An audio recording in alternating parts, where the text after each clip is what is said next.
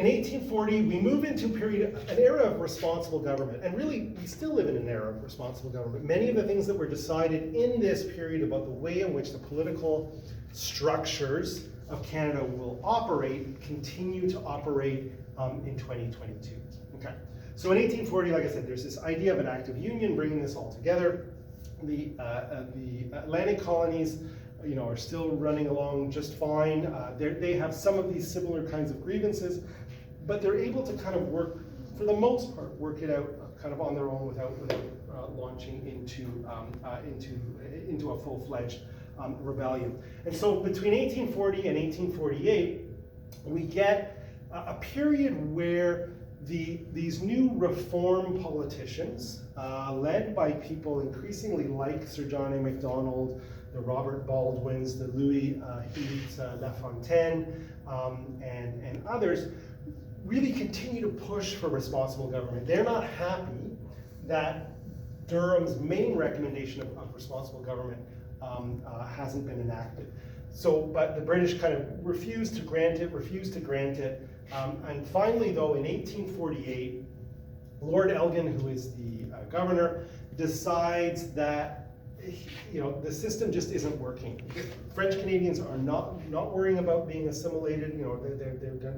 They're not willingly giving into that. Many of the politicians in Upper Canada are again working towards responsible government rather than trying to defeat their French Canadian brethren in that regard. And we start to see these alliances that will really dominate and continue to dominate, I think, Canadian politicians. So the Macdonalds and the Cartiers, the Baldwins and the Lafontaines, this kind of cross-ethnic cooperation in pursuit of a particular goal, and that is responsible government. So finally, the British government gives in 1848, and they allow Lord Elgin, who is the governor of the Canadas, to essentially grant responsible government. And the way he does this is that there's a thing called the Rebellion and Losses Bill, which is actually going to compensate those who rebelled in 1837 for the loss of their property.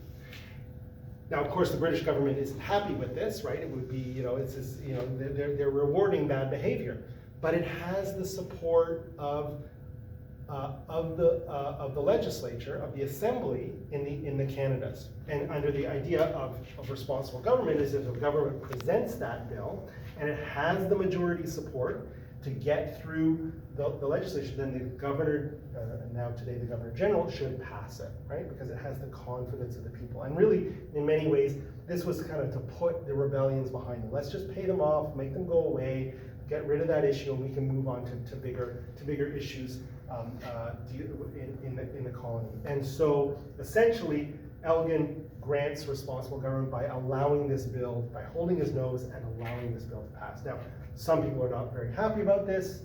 In 1848-49, they throw tomatoes at him, they burn the Parliament buildings in Montreal. In 1849, we'll also get something known as the Annexation Manifesto, who basically a bunch of largely Anglo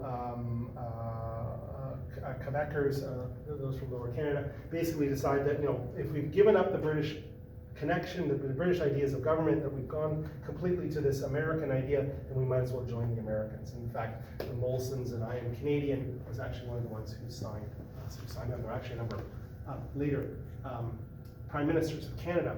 John Abbott was another one who signed on to this Annexation Manifesto. So it doesn't please everyone, right, in that regard. But part of the motivation behind this, and the British finally deciding to let go, was that they were moving in this period. As we know, this is the period of the Industrial Revolution that's going on in England, being led mostly by cotton manufacturers, but a whole range of other things. And they view this as a perfect opportunity to switch towards free trade, to get rid of all of that colonial legislation that had basically made it so that the empire only traded within the empire. It only acquired goods, right, from within the empire. And that was largely, right, to retain gold and specie. It was also to ensure that those goods didn't fall into the hands of its enemies, but we're moving into a period which again is more peaceful. There's very few wars in Europe, and there wouldn't be until 1854. And so British manufacturers look at this and say, you know, the world is our oyster, but the problem is that, you know, all of this stuff that's coming in from our colonies costs more. We can acquire cotton or timber or wheat more freely on the open market, and that'll mean that we have to pay our workers less, and the workers in this period are starting to form unions and lead strikes and all kinds of other things. And so the best way to do this is to basically end these things like the Corn Laws, which basically say that, you know, only grain from the colonies can be sold in Britain without heavy tariff protection, or increasingly the Navigation Acts, which basically say that, you know, these goods can only arrive on British ships, right? To protect shipping. No, whoever wants to send it our way, we're willing to accept it, right? And this is going to mean we're going to have lower costs for our production of cotton and things like that, and that'll obviously mean increased profit margin. And on top of that, many of these people also argue that, you know, the colonies are a bit of a millstone around the neck, right? They cost a lot of money to defend. They're just huge costs. And really, what we need to do is to minimize those costs as much as possible. And so, but this obviously disrupts the Canadian economies because, again, upper Canadian farmers are used to having a ready-made market for their goods in England. Atlantic shipping companies are used to carrying a lot of British goods back and forth from Europe or from Britain to North America, and now all of a sudden there's going to be huge competition. And part of the way that that's dealt with is in 1854, because a lot of these things, canals, railroads, all kinds of other things that had started to be built to kind of facilitate that trade, now, right, that trade is dropped. And so in 1854, the British actually help all of its British North American colonies sign on to a reciprocity treaty or a free trade treaty with the United States. We can replace British markets with this hugely growing American market to the south. They need our goods, they need our timber, they need our wheat, they need all of these other kinds of things. And so in 1854, that certainly helps. Okay. Other things that are going on in this period. So this idea about responsible government also plays out socially, right? So governments should not only be responsible to people, but people should be responsible kind of to themselves and to their fellow citizens. And so it's a huge wave of an age of reform, which is being motivated by a kind of a religious revival known as the Second Great Awakening, which occurs in Britain and the United States and elsewhere. But there's also a kind of great awakening even in Catholic countries and Catholic populations. This becomes known as ultramontanism. But it's this idea that you know, maybe to hold this new emerging market society together in which, you know, people are freely trading with one another. We've got this era of responsible government in which, you know, the kind of heavy hand of father knows best has gone. Well, how do we make sure that there's some degree of social control or social cohesion, right? And so we start to see this great idea of the age of reform. Some of it's also being driven by this idea of industrialization, because now huge wealth is being produced, right? This age of scarcity is starting to disappear, and now we're moving into a period where we can produce more and more and more. And so this ideas of being better. And so, you know, more pure perhaps in religion, that sinners can be saved, but only if they follow the correct path. Or certainly this age of reform, we have temperance societies to end the use of alcohol. We start to see ideas around mental health and that you know, people are no longer stuck in jail because they have mental health issues, that we have growth of kind of asylums. We start to see the growth of schooling in this period as well, because again, what better than to get people young and put them on the right track, give them education, give them information, you know, teach them their manners right from day one, and we'll solve the problems later on in life, and we won't need to send people to penitentiaries like Kingston Penitentiary. But even that idea of a penitentiary, right, to be penitent, right, was meant to kind of think on your sins, think of what you did, and ultimately at the end of the day, right, you would be released and you would be a better citizen.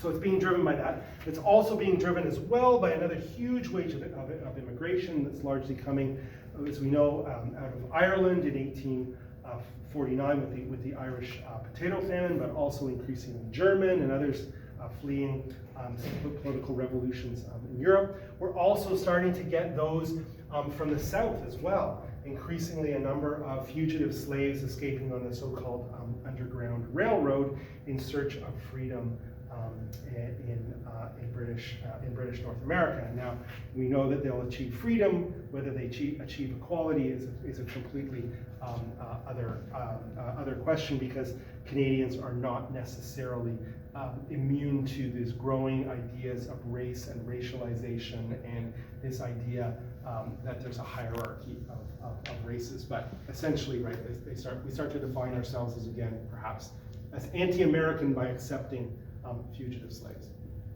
Some of these things are also coming to other colonies as well. And so in 1849, we've got that growth of the Red River colony, and it too is starting to catch on to these ideas around free trade.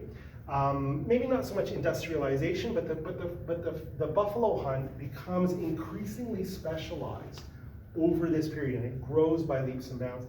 And we start to see similar ideas occur out in Red River with something known as the Sayre trial, and that is the ability of the Métis peoples to be able to freely trade with whoever they wanted to, not just with the Hudson's Bay Company, right? So the Hudson's Bay Company kind of rules, as in this earlier period, right? Father knows best, we'll tell you who you can trade with.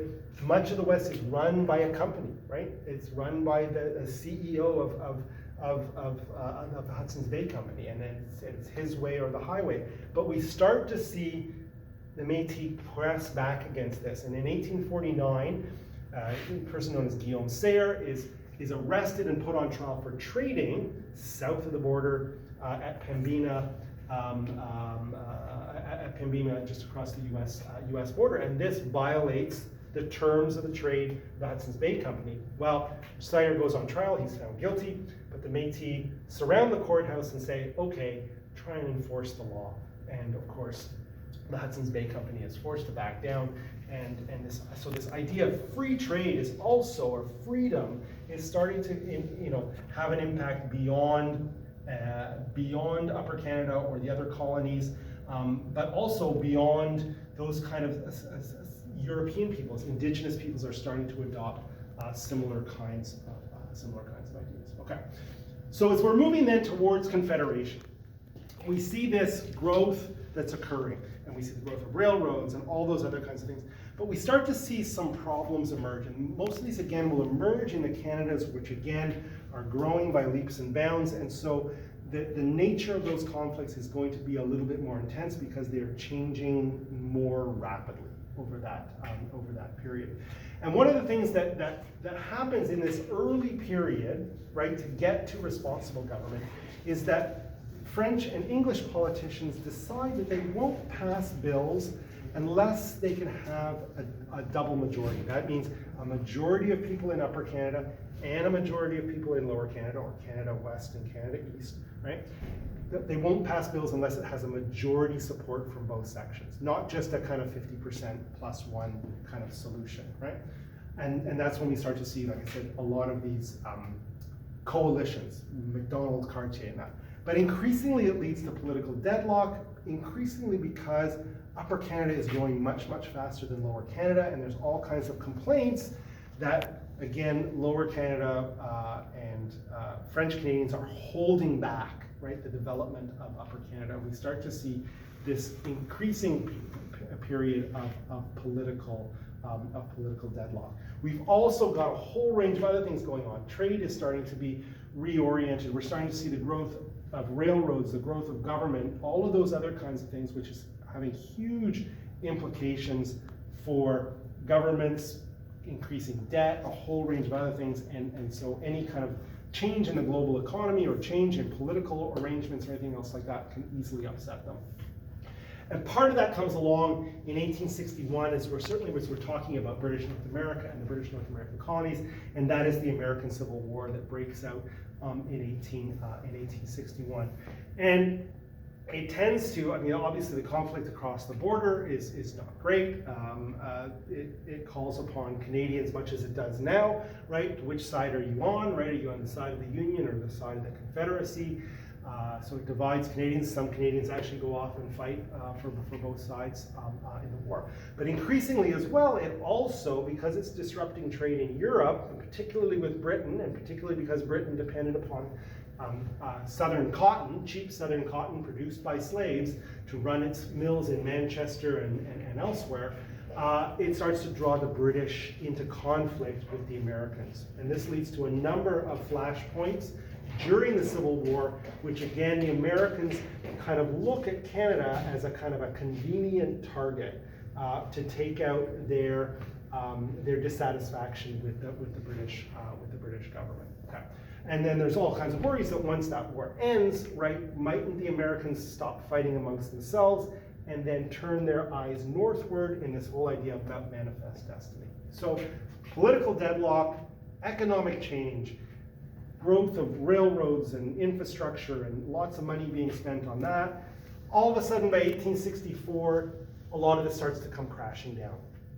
In 1864, the government crashes in largely over a militia act. Again, how can Canada look after itself, particularly against this growing American threat? And they can't decide how they're going to do it. But Macdonald, Cartier, and George Brown come together to form a coalition government. And out of that coalition government, they get this idea of forming a larger political union, right? And that new political union will have to have a number of new elements to it. So one, we're going to ally ourselves with the Atlantic colonies, so we're going to have a larger union. But increasingly, George Brown starts to talk about something known as rep by pop, or representation by population. That one person, one vote, or that they should be equal, right? In that sense. And so they decide then, out of this coalition, the means of solving this issue, the means as well of perhaps finding new markets for the Grand Trunk Railroad and moving it out across the West to settle new populations of Ontario, which is filling up quite rapidly, that they will go off to Charlottetown to kind of wine and dine Atlantic Canadians and convince them to join this union. Now, some, as we know, and we're not going to go into tremendous detail because we've talked about this extensively in class, but we know some colonies decide to join on right away. Others take it back to their populations and kind of discuss it, and it divides them in numerous ways. They come together in 1864 to kind of sort of put together a plan of what this new union might look like, and so we get the Quebec Conference and what becomes known as the 72 resolutions that basically form the heart of the British North America Act, our first constitution. And it has to do with federal divisions of power and language rights and a whole range of other things. It will also include a railroad, which will be the Intercolonial Railroad, as a promise to bring in the Atlantic, some of the Atlantic colonies. Okay. While all of that is going on, the Civil War ends, and when the Civil War ends, all of these industries that have set up to produce for the war are then worried about loss of markets, and the Republican government of Abraham Lincoln had always talked about raising tariffs and things like that, and so they decide at the end of the war in 1865 to end this reciprocity treaty. So right in the midst of all of these negotiations around Confederation, Canadians, or the Canadian colonies, the British North American colonies, lose their lucrative American market. The British market's no longer assured either because Britain's moved to free trade. So what are they going to do? So there's talk that this new federation could form a larger economic union of Atlantic colonies, Upper Canada, Lower Canada, into this new nation that would obviously try and reduce trade barriers between them. On top of all of that, the Fenian raids begin basically out of Irish soldiers who had gone off to fight in the Civil War, but who also have their grievances in this growing Fenian movement that's arising in Ireland in the 1840s and 1850s, over Irish home rule. And again, they see Upper Canada again, or the British North American colonies, as being the sort of weak underbelly of the British Empire, and if they can capture it, maybe they can trade, Upper Canada or Ontario, or which would be Ontario for Irish independence. But they launched a number of raids. They launched them in New Brunswick, into southern Quebec, into southern Ontario, and even as far west as Manitoba, as late as 1870. So all of this is going on at the time when colonies are negotiating this New Deal, right? And some of them, as we know, have to sweeten the pot. Nova Scotia and New Brunswick are not convinced that this is a good deal for them, and the federal government has to come up with what is known as better terms. So 1867, we get Confederation, we get this kind of new nation, but it's a nation that kind of looks very different. It's going to be a federal system in which provinces have certain responsibilities and powers, and the federal government has certain powers and responsibilities. And again, most of that being driven largely by Quebec and the ideas of trying to retain local control over local issues such as education, language, religion, and things like that. If we keep those things out of politics, reserve them to the provinces, then that will reduce conflict in the system, but it'll also enable certainly French Canadians to hang on to their ideas of a distinct society. Okay, so Confederation comes into being, but there's certain powers that Canada still doesn't have. It doesn't control its foreign policy, it doesn't control its military. There's a number of things that it can't do, and it can't even amend its constitution, not until 1982. Okay. In the midst of all of that, right, one of these things of this great coalition, right, is westward expansion. And so ink's hardly dry on the Constitution, on the BNA Act, and already the federal government is in negotiations to buy out the Hudson's Bay Company, to acquire all of that land of Rupert's Land, to expand westward from coast to coast, right? This is Sir John A. Macdonald's idea of building a nation from coast to coast. Not just Macdonald, because obviously Brown and others, but this obviously causes a problem then for those at Red River, particularly the Métis peoples, right, who see this as, again, the Hudson's Bay Company telling them what to do, selling them out.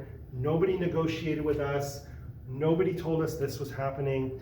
Now we see surveyors and all kinds of other things arrive telling us that, that there's a new boss in town. And so the Métis, led by Louis Riel, put up a resistance to this. And they basically say, we're not joining until we have certain demands of ours met. And they have to do with issues around land, they have to do with issues around religion, and they have to do with issues around language as well. And so Manitoba will enter in 1870, largely because Sir John A. Macdonald is forced to negotiate. He can't send troops, there's